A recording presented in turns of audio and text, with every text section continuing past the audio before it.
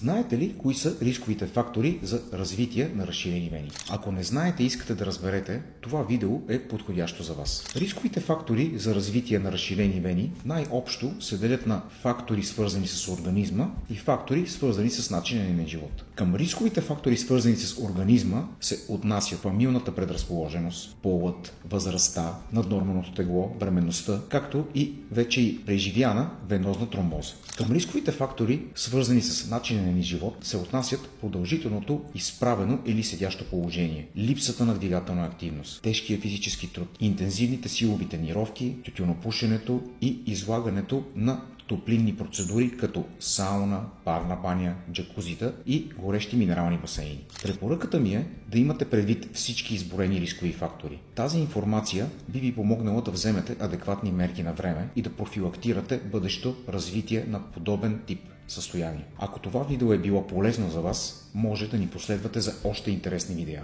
Аз съм доктор Ангел Радев, венозен специалист и основател на венозен лазерен център Varix Clinic.